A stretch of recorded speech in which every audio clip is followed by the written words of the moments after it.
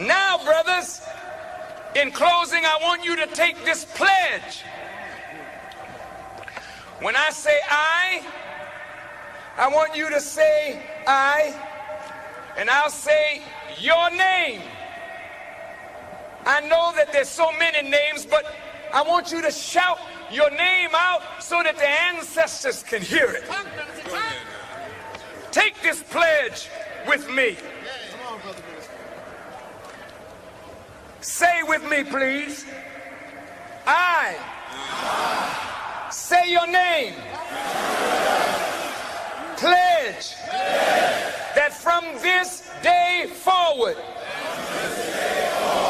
I will strive to love my brother as I love myself. I say your name. From this day forward, will strive to improve myself spiritually, morally, mentally, socially, politically, and economically, for the benefit of myself, my family, and my people. I say your name. Pledge that I will strive to build business, build houses, build hospitals, build factories, and enter into international trade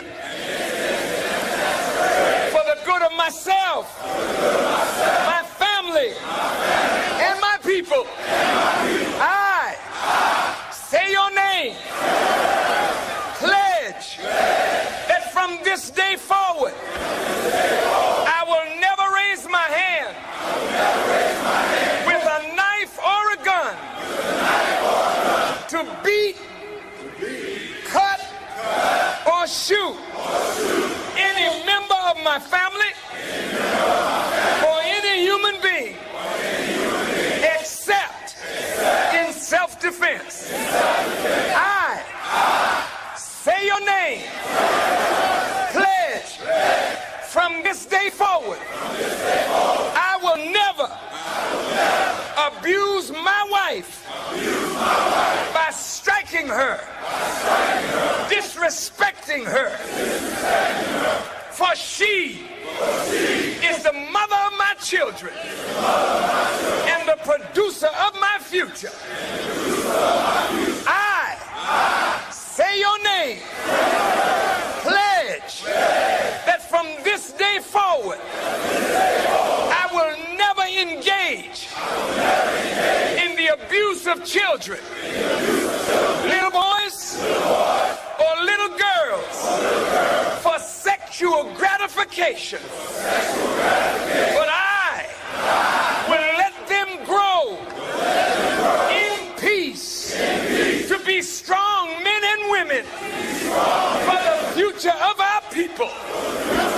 I say your name. Will never again use the B word to describe any female, but particularly my own black sister. I say your name. Pledge from this day forward that I will not poison my body with drugs or that which is destructive to my health and my well-being. I say your name. Pledge from this day forward, I will support black newspapers, black radio, black television. I will support black artists who clean up their acts to show respect for themselves and respect for their people and respect for the ears of the human family. I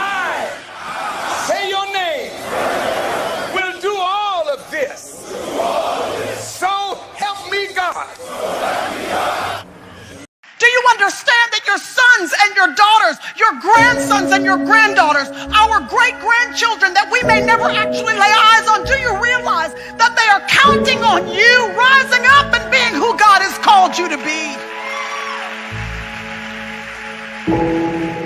Do you know that there are whole generational curses that can be broken if you get a handle on your identity?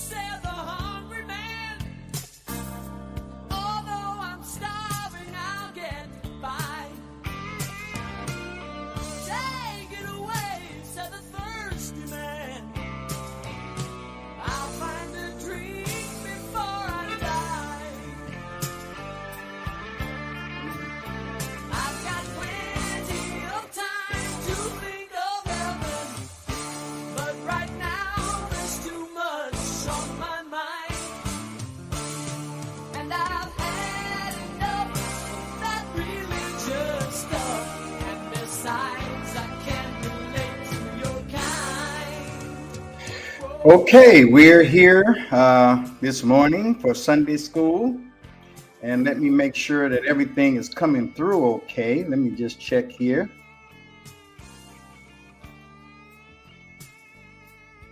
It doesn't seem like my voice is coming through. Okay, I'm good now. We're good, and welcome to Sunday school. I am your teacher this morning, Alonzo Richard Fleming Jr., and I hope everybody is doing well this morning. We have a lesson for you that I think that you will not only enjoy, but that you can use right now, right here, in this present state or whatever state you happen to be in. Our lesson this morning is principles. Let's see here. Principles for a new civilization. Principles for a new civilization. Now, brothers and sisters, no nation, no people, this is a truth. No nation, no people can rise higher than its woman. Let me close my door here. No nation or people can rise higher than its woman. If you show me a people that are in distress, I will show you a population of women that are in distress. Show me a people, a group of people who are developing and excelling and evolving, and I will show you a group of people whose woman is excelling, developing, and thriving. No nation can rise higher than its female. And so if you want to know the condition of your nation or your civilization, look at the condition of the woman or the female. I say this because you know the devil or the ego has groomed our minds to such a degree to make us think that we are separate from one another and that your condition is better than my condition. or my condition is better than your condition. And the ego or the devil makes this separation based on the material world and the way you look in the material world. And so you ask a woman what she wants out of a man. She would say, well, he's got to be 6 figures. He's got to be 6 feet tall. He's got to have a 6-pack, and he's got to have this, that, and the other. You ask a man, many men, what they want in a woman, and they will describe a lot of physical things. And this whole idea of the material world being the basis for a civilization is really a grabbing of smoke. See, because the material world is ever changing, but a civilization is not based on the material world. The material world is not the basis for your civilization.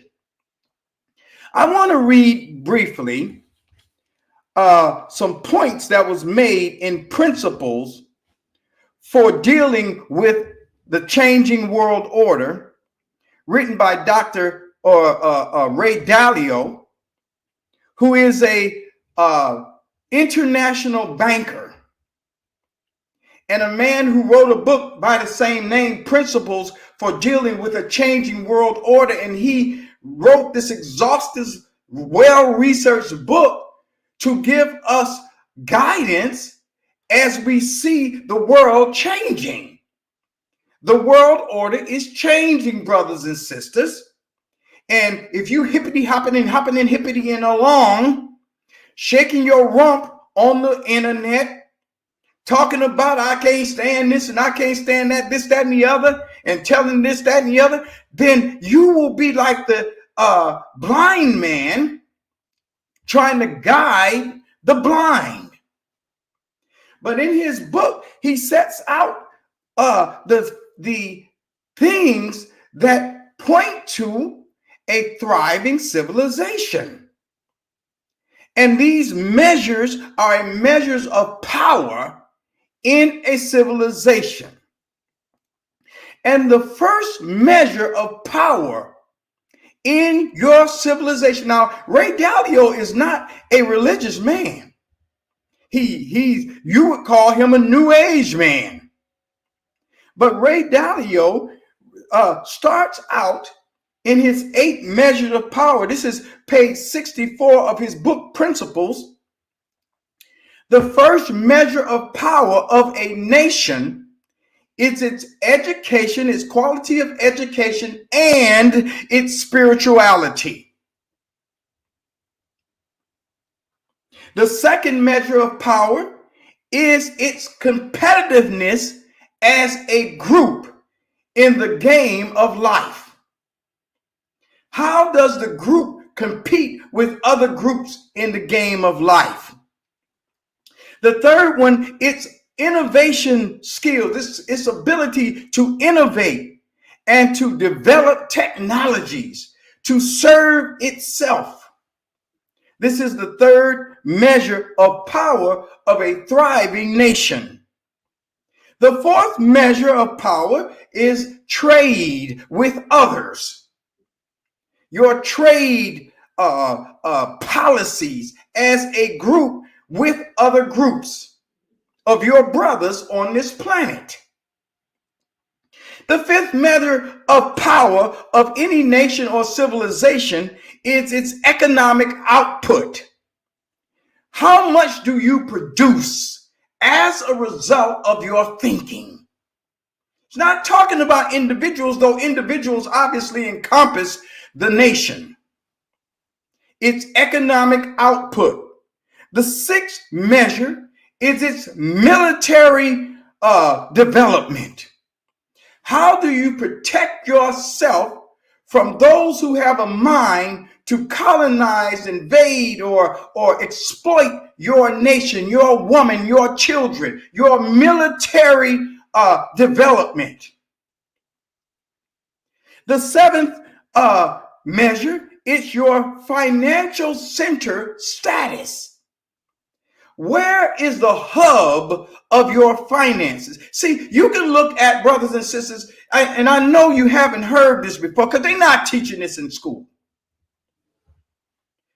You can look at any community, take the smallest community in your area, and look at that community. And you will see that in every community, you will notice they have an economic hub. You go to Chinatown, you think Chinatown is just the stores.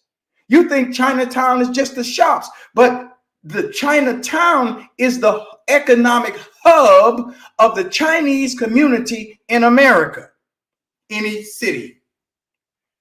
You go downtown, well, they have Mexican Town from where I'm from in Detroit. And you would think that the Mexican town where all the restaurants and shops and stores are and the Spanish signs, you think that's Mexican town. But that's not Mexican town, brothers and sisters. That is the economic hub of Mexican town. They have a community, and the economic hub is what you call Mexican town. And you and I, we go to Chinatown and we go to Mexican town and spend our money and then come back to our hoods.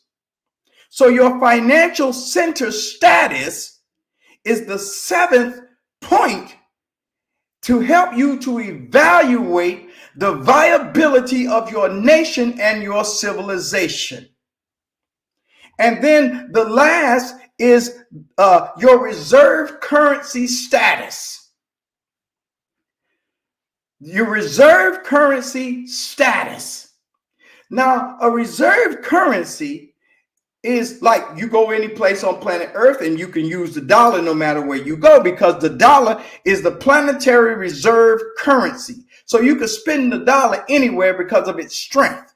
But you know that the dollar is losing strength fast, especially since the advent of the BRICS nation, and they're setting up their own currency. And by the way, it explains the warmongering that's going on.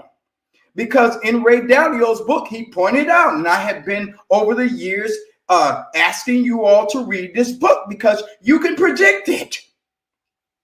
One of the things that happen when a nation's currency is being displaced by a new currency and a new world order, they don't want to go down quiet. They want to stay keep their thing as strong as possible for as long as possible. So rarely would one go away quietly. And so what they do is begin wars, strategic wars in places in order to keep their currency as the reserve currency of the planet. And that explains the war in Israel. That explains the war in Yemen. That explains the war and the ships all in the Red Sea. And that will explain the world war that's on your doorstep right now. It's about economic power and economic currency. The reserve currency is what this is all about. Who's going to rule the planet with their money?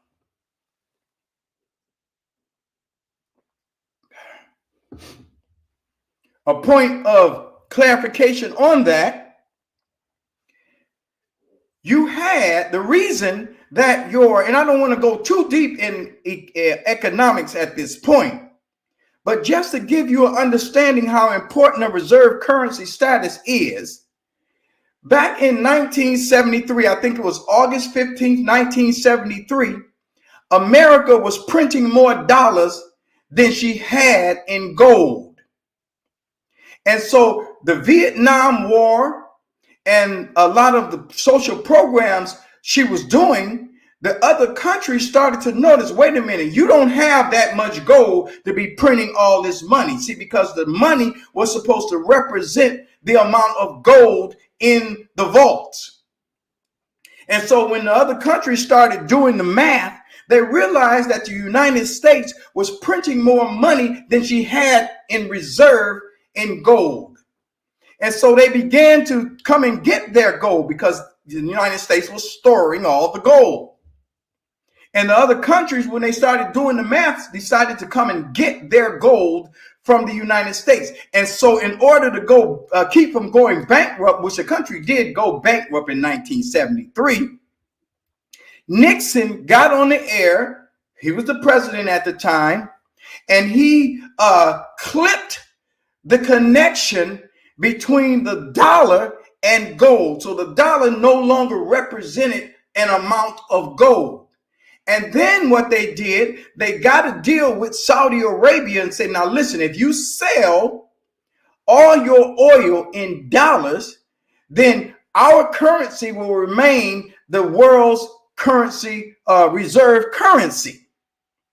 And so since 1973, if you wanted to buy oil, which Saudi Arabia had the most oil, it was the biggest producer of oil, you had to first exchange your currency from whatever it was into dollars and then go buy your oil from Saudi Arabia with dollars, with US dollars. And this is what kept the United States on top and the United States dollar as a reserve currency, even though the dollar represents nothing. Well, something has happened since 1973. There has been more huge oil reserves found around the planet. And selling oil in dollars is no longer a viable policy. And it also keeps the United States, which uses the dollar as a bullying tool. This is when you hear them saying they're putting sanctions on this and sanctions on that. They're keeping their dollar away from that country. And since you have to use the dollar in order to buy goods and services around the world, you are unable to feed your people, clothe your people, get equipment, things like that, because you cannot exchange your money into dollars. The world has gotten tired of that. And so the BRICS nations have invited Saudi Arabia this year into the BRICS nations, which mean they're now setting up a new policy where you can buy goods and oil and services in currencies other than the dollar. And while you prancing around and flashing your dollars on Facebook and on Instagram, the dollar is fastly losing its power. And it is becoming the very thing that it has always been, an illusion of prosperity. And all of a sudden, you're going to discover what your prophets have been telling you all along, that the first thing God has to do to free you from your willing slavery is to break your confidence in those who enslaved you. And so I'm going through the 8 things of power of a nation, and I'm at the reserve currency status. So you go to Chinatown and there's a bank. And they're exchanging their goods and services and getting loans and developing their communities. Yes, they're using the dollars, but they are not under the same illusion, brothers and sisters, that you and I are under. So these are the 8 things that help you to develop your nation. The development of the woman, her developmental status, your education and spirituality, your competitiveness as a group with other groups, your innovation and technology development, your trade policies as a group, your economic output, your military and financial center status, and your reserve currency status. You can find that in Ray Dalio's book, Principles for Developing, or Principles for Dealing with a Changing World Order. Now, why did I go through all that? And this is Sunday school. I'm talking about principles for a new civilization. If you notice, the only thing, and the thing that was at the top in Ray Dalio's book, was education and spirituality. It is the first thing, the first principle you need developed in order to develop the woman And as a result of your development of the woman, you develop a viable and thriving nation, a nation where your children get along and they are suitable to marry each other without producing Pookies and Ray Rays and Jugheads and Shaquitas. And you know what I'm talking about when I say that. So what are the principles for a new civilization? I'm glad you asked. Foundation for a new civilization is our lesson for today. I'm showing you this picture, and it is a picture, a painting of the children of Israel crossing the Red Sea after being freed from slavery under Egypt. And the first thing that the God had to do was to snap the spell that the Pharaoh had over the children of Israel. See, he couldn't pull them out against their will. So he had to introduce principles that would shake the confidence that they had in Pharaoh. And it wasn't because he was just a mean God and he couldn't just take them. But the God, the universe, always says yes to you. You want to be a slave? Yes. You want to be poor? Yes. You want to be wealthy? Yes. You want to be thriving? Yes. You want to be lonely? Yes. The universe always says yes. You want to be sad? Yes. The universe says yes to you. It does not go against your will. So here is a depiction of the children of Israel having made the decision based on the disconnecting, the breaking of the spell that the God had done, that they had, or that the Egyptians in the story had over the children of Israel. And he laid the foundation for a new civilization. This story in the Bible, depicted in the Bible, is a story of you and I, brothers and sisters. It is a story, a prophecy of a time that was to come, that the fulfillment where Abraham's seed, which talks about the progenitor of the family of God, would be released from slavery. So we want to talk about the principles for a new civilization. So look at this. Let's look at the word foundation. A foundation is an underlying base or support. The whole masonry substructure of a building. You know what a foundation is. It's the concrete. A body or ground upon which something is built or overlaid. The foundation, if it's a good foundation, brothers and sisters, it keeps your building or whatever you're building from sinking into the ground, from tipping over, or from collapsing. So you have to be very, very careful and deliberate about the foundation upon which you build something. An underlying base or support. Civilization. I broke this word into two pieces because I wanted you to see the word civil. When you have a viable education system and a viable spirituality, then you are learning how to be civil one towards another. When you are civil, it would be unheard of for you to kill one another. It would be a thing that is odd for you to cheat one another or cheat on each other or undermine one another. When you are civil, you are able to build a civilization. So I broke it into two words so that you can see that with coming with an education and a spirituality, the resulting civility that you have with your brother and your sister. So a civilization has two meanings as we commonly use it. The first meaning is what I just said, the society, the culture, and the way of life of a particular area, how you treat somebody in your community.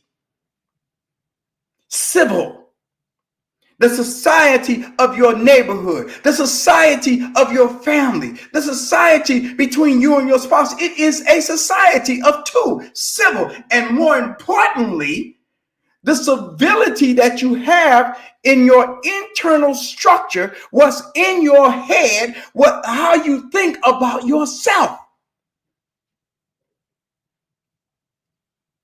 I think it was Dr. Naeem Akbar some years ago that wrote a book called The Community of Self. And he talked about it in terms of your mind and getting in contact with your thinking and recognizing your thinking together makes up a community.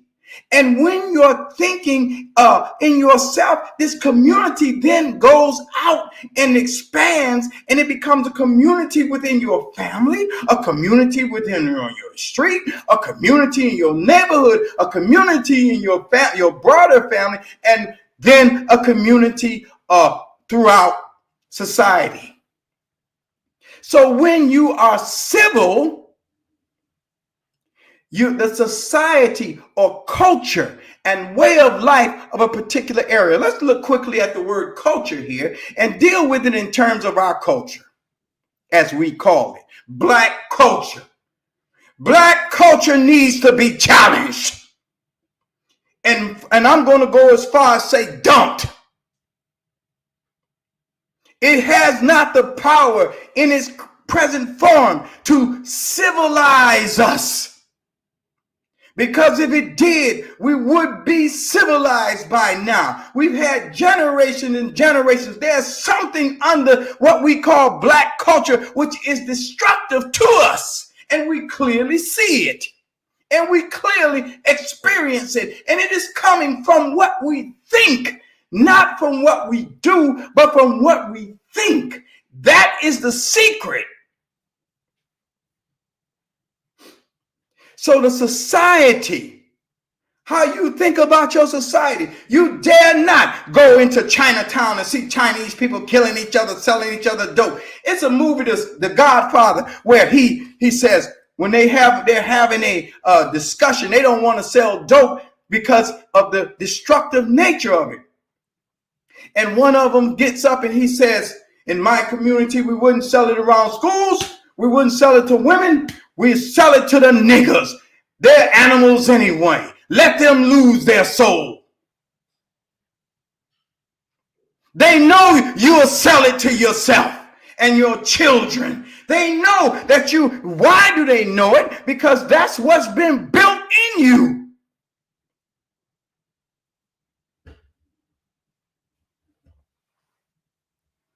Process of Willie Lynch put that in you. So the society and Black culture got to be challenged. We can no longer marry and mate with each other just because we hot between the legs or we Black.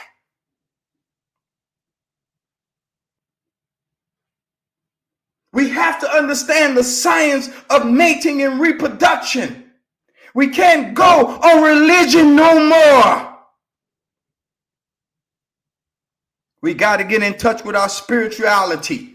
And our basis for civilization has to be spirituality. And religious practices come from the development of spirituality. And then you will find that your religion and your spirituality is the same, because it is right now. And so the God is tearing them down. And this brother that's there in Dallas, here in Dallas, he taking the whole thing down. Because the spell has to be broken. And the second definition of civilization is the process or the foundation by which a society or place reaches an advanced stage of social and cultural development and organization. Now that's a long definition, but I highlighted the word process so I can simplify it. It is how you get to an advanced civilized state. It is the process that you use, the morals that you have, the way you do things. It is the process of getting to the society or culture or a way of life of a particular area. That's the second way we use the word civilization. The one is the state, and the other is the process for getting to the state of a civilized people. And the process is a process of institutions. It is the institutions. So if you want to see the condition of your people, look at the condition of your spiritual institutions. Look at the condition of your economic institutions. Look at the condition of your governmental institutions. Look at the conditions of your family. And you will see the process that you are using to try to get to a civilized state being worked out. So let's continue. In 1 Corinthians in the Bible, chapter 3, it talks about we are laborers together with God. You are God's husbandry. Now he's using words of the 3rd century here, but husbandry is somebody that takes care of animals and plants and things like that. He's the one that develops and prunes and grows them. So you are God's husbandry. You're the plant. You're the society, I should say. And then it goes on. You are God's building. Do you see that? You are God's building. It's important for you to understand this. You are God's building, not the brick and mortar.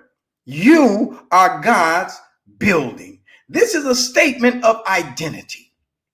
And then in verse 10, it goes, according to the grace which is given unto me as a wise master builder, I have laid the foundation, and another buildeth on or thereon. He laid the foundation, somebody building on it. But let every man take heed how he builds thereupon. For no other, let me start over, verse 11. For other foundation can no man lay than that which is laid is Jesus Christ. So I've always shared with you, when you see Jesus in front of Christ, it's talking about the body first and the spirit second. His nature second. Christ is his nature. So it's talking about Jesus Christ. But you can talk about Conchita Christ or Alonzo Christ. Christ is your nature, and Conchita is your name. But this guy is representing here Jesus Christ, the philosophy that Jesus, who came in his nature, laid.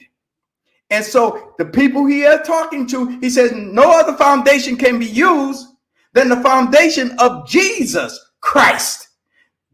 That which he said out of his own nature.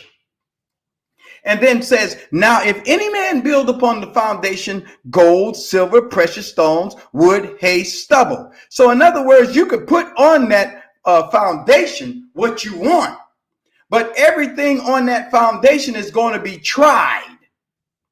And the trying of it is going to determine what the foundation, what you built on that foundation. Now, these are ancient secrets, brothers, so you got to think past the wrapping and try to go into the principle that's being hidden beneath the words. So let me continue reading to help you to do this. In the book of John, it talks about the foundation of Jesus Christ, or the philosophy that this man who came 2,000 years ago laid down. Here is the basis of Jesus Christ thinking. Now, I know that half of y'all gonna be kicked out of the church behind this, and you should thank God for that. It is the Spirit that quickens. Quickens mean make alive, to give you life. That's what the word quickens mean. Give you life. It is the Spirit. This is Jesus talking. I should have put it in red words so you would know that. It is the Spirit that giveth life. The flesh or the material world profits nothing. You see that? The Spirit is how you get life.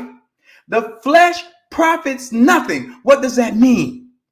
It means that the physical world, if you're trying to get this through the physical world and understand it as the physical first, you will miss it, because the physical cannot give you the definition because of its changingness, its volatility. It is not stable.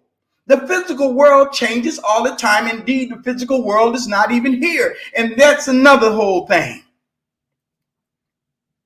So the flesh profits nothing means that the material world, what Jesus talked about, if you try to look at it from the material world or anything that the material world validates, you will not get any of the understanding of what he's talking about. Let me continue reading it so you can see that he said what I just said.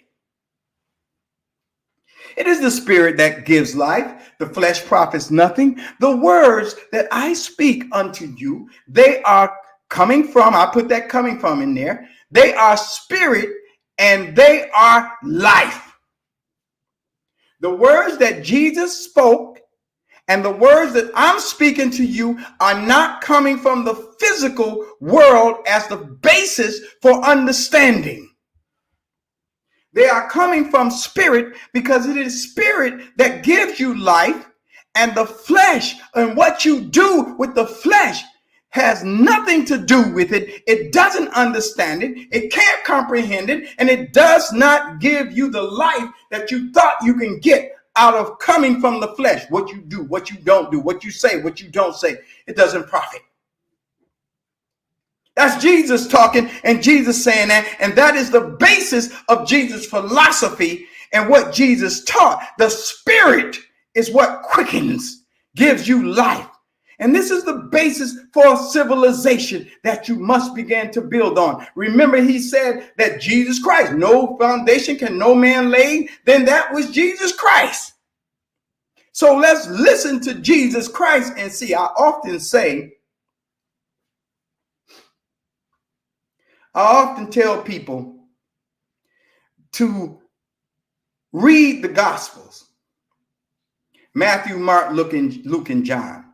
Don't cross-reference them as yet with any other book in the Bible. Now, everything that should be in there isn't, but the secrets still came through, and you can find the other stuff because the secrets, it was hidden from the wise and prudent, and they couldn't extract everything out of it. But if you start reading Matthew, Mark, Luke, and John and don't cross-reference it with Corinthians and Romans and all that, you will get a better understanding what Jesus Christ was talking about. You will get a better understanding because you will have to contemplate the principles under the sayings, under the parables. And that's when Holy Spirit can give you understanding. And so then when you read Corinthians, you know what's good and what's not. And your thinking is changed. And as a result of your thinking being changed, your life begins to reflect that thinking, and your civilization begins to develop in a way that reflects your higher thought system. So listen, he says, the flesh don't profit it. Your doctrine don't profit. I don't care what your doctrine is, preacher. Don't care. I'm confident in the principles that God laid down. Your doctrine is what Jesus warned us about.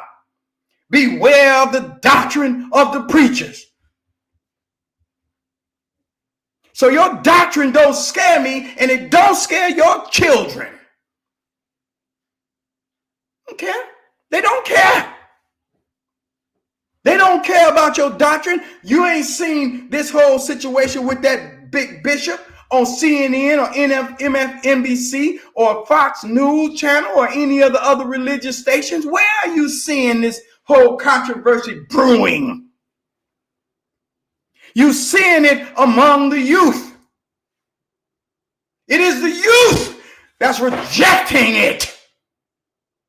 Your doctrine, your organization, it's the youth that's rejecting it.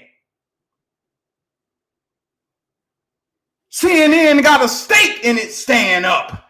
MSNBC got a stake in the institution surviving as it is. But your young people don't. The flesh profits nothing, and you will soon see. In Matthew chapter 5, it says, blessed are you. This is Jesus talking. We're talking about principles for a new civilization. As this one you see closing down. Oh, it's closing down. He says, blessed are you when men shall revile you and persecute you, and shall say all manner of evil against you falsely for my sake. Look at this. Now, Jesus is talking to the pimps, the hoes, the drug dealers, the drunkards, the thieves, the robbers, the murderers on the mount, and he's talking to them. And when the preacher showed up, he said, who told you? You den of thieves, you den of vipers, you criminals, you the real criminals. Who told you? But he's talking to the people on the mount, the pimps and the hoes and all of them, and the Pookies and the Ray Rays and the Shaquita Tatas.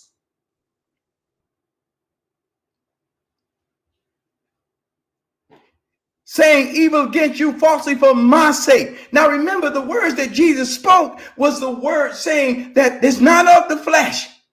So you would tend to think that, well, Jesus was perfect. He did everything right. How I can't be perfect, so everything they say against me is not going to be falsely because I have all this fault in my mind.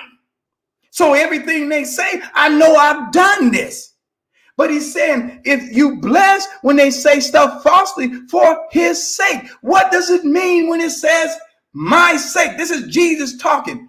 My sake means that you have accepted Jesus Christ teaching and know that you are son of God, and you're walking around here not perfect yet, not doing everything that you want to do, but you accept your nature as son of God. That is Jesus' sake. And so they're going to say falsely against you, the son of God. They're going to say, you ain't no son of God, because look at what you're doing. Look at what you're not doing. I'm doing this. You're doing that. You can't be no son of God. They're saying it falsely for his sake. He says, rejoice when this happens and be exceeding glad. For great is your reward in heaven. For so persecuted they the prophets which were before you. What does he mean by that? You have to understand what heaven is. And why would he tell you to rejoice? He's telling you to rejoice, verse 12, and be exceedingly glad. How can you be exceedingly glad when somebody's saying something against you falsely? See, you don't want to hear that. Well, as you go into heaven, and remember, Jesus said that heaven is where? Heaven is within you. As you go into yourself into heaven and start operating from a heavenly thought system, you're going to have accusers come. And these accusers are going to be representing your thoughts that's being put out of heaven and out into the world and coming back, trying to get back into your head. And because they are outside of your head, He's telling you your reward is great in heaven, and they're trying to get back into heaven.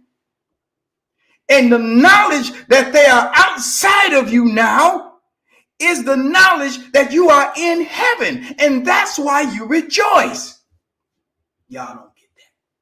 Y'all don't get that. Them preachers done bamboozled you so much that you think it's superstitious and that you got to die. Jesus ain't talking about no death. He doesn't represent the God of death. You ain't got to die to get what Jesus was talking about.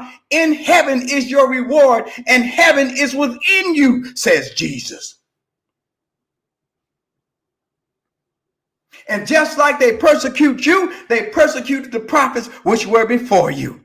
And then he talks again about identity. You, verse 13, are the salt of the earth. You, in your present state, are the salt of the earth. You, black man, black woman, is the salt of the earth. And that's the reason that the persecution is coming. Because you represent Son of God, and you represent a world that this one knows not of. But if you give up that identity, it says the salt has lost its savor. And how can the world be salted if you give up your identity as Son of God? Then it's therefore good for nothing but to be cast out and be trodden underfoot of men. And he goes further in case you didn't get it. You are the light of the world. You're that city that's set on a hill and it can't be hid. You cannot put the light out. The light is in you because God put it in you. And you have not the power to put the light out. Oh, you can try to hide it, but you can't utterly put it out. You are the preserver of the world, of the civilization, and the acceptance of yourself as Jesus declared you to be, Son of God, of the family of God. Now are you the Son of God. And it doesn't yet appear what you shall be, but it says now are you the Son of God. But you don't see this worked out just yet. The more you accept the thinking and the identity, the more it is worked out. And the more it is worked out in you, at first the accusers will come and they will be in the form of preachers. No, you're a sinner. That is the proof that is no longer in you. You do not accept that. You accept Christ. So let's continue. Let's continue with this. Matthew 5, we're talking about a foundation and principles for a new civilization, which is on the horizon. This is Jesus still talking. I wish I had put it in red, as I say, but this is quoting from the Bible, King James Version Bible, and this is Jesus talking. For I say unto you that except your righteousness shall exceed, that means go beyond, the righteousness of the scribes and Pharisees, you shall in no case enter the kingdom of heaven. Now, how can you do this? How can you exceed the righteousness of the scribes, which were the scripture quoters? They were the ones blah blah blah blah blah blah blah blah blah blah blah blah blah blah. Those were the scribes. It says here, Jesus, in Leviticus chapter 32, verse 15, that if a woman be caught in adultery, she shall be stoned. Blah, blah, blah, blah, blah. Except your righteousness exceed the righteousness of the scribes. The Pharisees were the ones who was just loosely preaching the same thing that the scribes were saying. And they all had their little different doctrines. And they're running around in society. The people are dying. And they're running around in the society and all of them arguing between each other. So you got the bishop over here, the reverend over here, the bishop over there, the district elder over here, and all of them talking something different. And it's all based in the flesh. And Jesus says, except because in their deception, they had the people thinking that they knew what they were talking about. Jesus threw that garbage where it's supposed to be, in the garbage can. And he said, except your righteousness exceed the righteousness that you think the Pharisees and the scribes have, you won't walk into the kingdom. You won't go into yourself. The kingdom is within, except you understand that they don't represent the God of life. And that's why they speak death to you on every hand. Except your righteousness exceeds that, you won't go inside where the kingdom of God is. You'll stay outside trying to fix yourself to be fit for God. My sons don't have to fix themselves. They don't always obey me. Some have done some egregious things. Not once did it bring into doubt their identity. And I did not kill them or try to kill them, but I try to correct their behavior or get them to correct their behavior by helping them correct their thinking. You have heard, verse 21, that it was said of them of old time, thou shalt not kill, and whosoever shall kill shall be in danger of the judgment. Now, if you go back into the Old Testament, you will see this. You will see apparently God giving the children of Israel this command. But so notice who Jesus is coming against. You've heard this. You shall not kill, and whosoever shall kill shall be in danger of the judgment. Jesus modified it, but I'm saying to you that whosoever is angry with his brother without a cause shall be in danger of the judgment. So you might say, okay, well, he said angry without a cause. Well, I got a cause to be angry at my brother. You might say that. He said, whoever is angry at his brother without a cause, he shall be in danger of the judgment.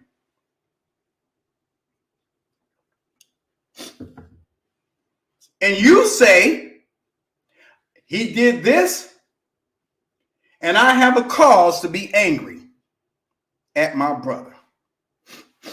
He's saying that anger is equivalent to murder or killing.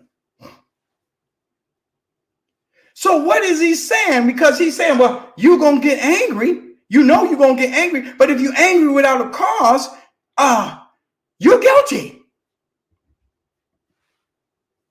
When you see yourself as Christ, the Son of the living God, you will see your brother as Christ. You will see Christ in your brother.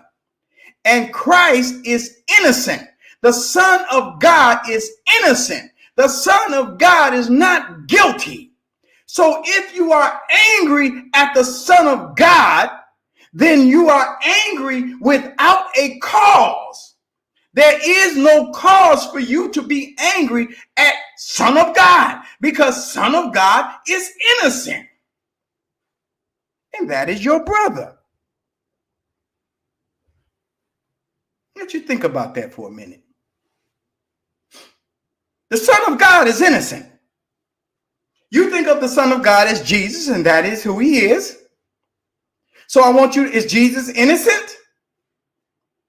Now are you the Son of God? Son of God is innocent. So to be angry at Son of God is to be angry without a cause. He is not guilty. Oh, I know this is tough, but you got to hear it because you got to go higher. Verse 22, but I say unto you that whosoever is angry with his brother without a cause shall be in danger of the judgment, and whosoever shall to his brother curse you or karma shall be in danger of the council. Whosoever shall say thou fool shall be in danger of hell fire. Therefore, if thou bring thy gift to the altar is in you where God is, and there remembers that your brother has something against you, then you obviously leave your gift there at the altar and go reconcile with your brother. So coming to the altar, we introduce the letter of forgiveness so that we can clear the air between us as a people and get involved in all the institutional principles that will help us to build a viable civilization. We got to first clear the air. You're not going to rotate or circulate black dollars in the community when you got bad blood everywhere. It's just not going to happen. You're not going to have viable, committed relationships when there's bad blood everywhere. Start with yourself and your friends. Introduce forgiveness to your friends. Let it go. Squash it as a people. It's killing us all.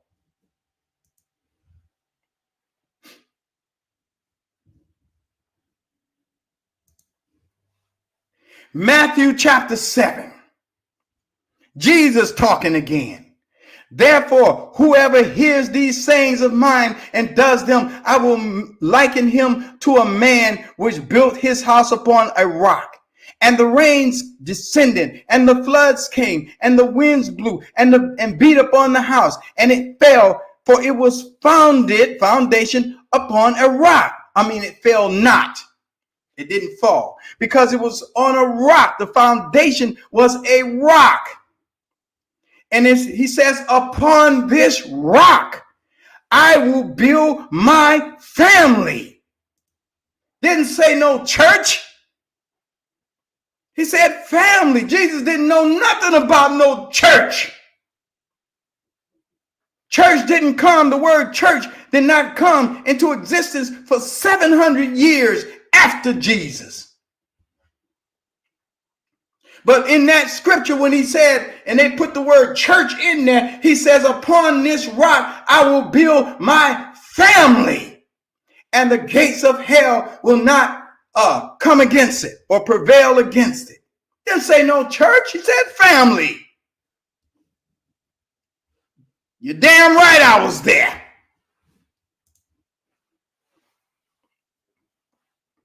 Verse 25. Rains came, descended upon it, flood came, winds blew, beat upon the house, and it fell not. It was founded upon a rock. The rock is the knowledge of the family of God. And everyone that hears these sayings of mine and does them not shall be likened unto a foolish man. Now Jesus said, who called you foolish? Wait a minute. Jesus, you just said it. You say thou fool. But he says, if you hear these sayings of mine and doesn't do them, you're going to be like a foolish man who didn't consider the foundation upon which he was building. And so he just stuck his house on sand because he didn't give a damn. And that's why we build raggedy and shoddy everything. Because we don't care about the foundation. We don't challenge and test the foundation, and we try to build upon a foundation that has no consistency. And it looks good, but as soon as the wind blows, it's over for it. And it says in verse 27, the rains descended upon it. Floods came, winds blew, beat upon the house, and it fell, and great was the fall of it. Everything that was built on that fell with it. That's why it's great. The whole institution falls with it. And that's what you're in the midst of right now, brothers and sisters. And this is what our forefathers prayed for. We wanted to be released from white supremacy. And white folk want to be released from white supremacy. The whole planet wants to be released from white supremacy. But you are the ones who brought this condition about to free humanity from this idea that the physical world and the physical configuration determines the value of you. Verse 28. And it came to pass when Jesus had ended these sayings, the people were astonished at his doctrine. Why were they astonished? Verse 29. For he taught them as one having authority and not as the preachers. He didn't speak like the preachers. Spoke different. Because it was not because he was special, but because he had accepted himself as God created him. And this is the appeal to you, brothers and sisters, to accept yourself and be your own. Up, you mighty people, you can accomplish what you will. Drop your buckets where you stand and build. And stop wallowing under the oppressive state of a bad religion, a bad economic policy, a bad marital configuration, a bad this and a bad that. Wallowing in it when all you got to do is stand up on your feet and all of it will fall off your back.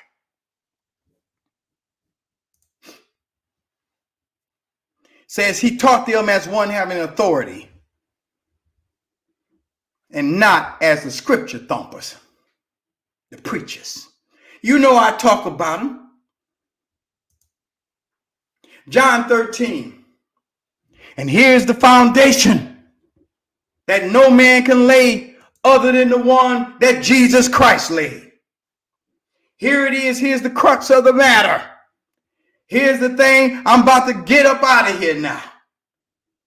Here is where the rubber meets the road right here. No man can lay another foundation than that which was laid, which was Jesus Christ. Okay? So now we're about to talk about what is that foundation very briefly, because it's very, very simple. A new commandment I give unto you. A new commandment that I give unto you, that you love one another as I have loved you, that you also love one another. And by this shall all men know that you are my disciples, if you have love one to another. He didn't say if you're baptized this way, that's the proof. If you speak in tongues, that's the proof. If you go to Sunday school, that's the proof. No. If you go to church service, that's the proof. If you tithe, that's the proof. If you don't commit adultery, don't commit fornication, and I'm mispronouncing it on purpose. If you don't wear earrings or tore out shoes or pants, if you don't do this or do that, that is the proof. No. You want a civilization, but that's not the proof as your civilized state. The proof of your civilized state, and I know because you got the split mind, you think, well, if I don't prohibit these things, I'm going to do it, and I'm going to have a civilization that does these things, and I don't want to do these things. I don't want a civilization that does these things.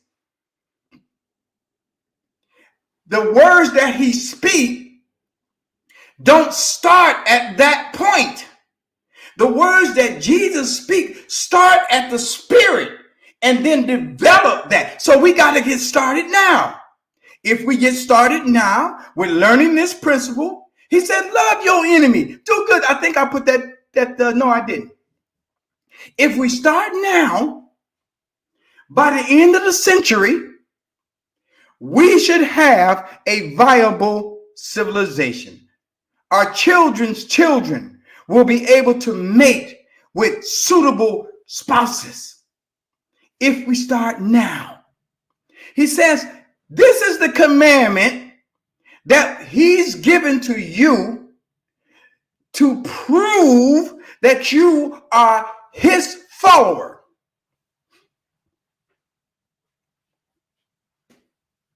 Say if you love one another. This is the proof. By this, I don't see nothing else listed there, brother. I don't see no baptism. I don't see no speaking in tongues. I don't see no church going, tithe paying. By this,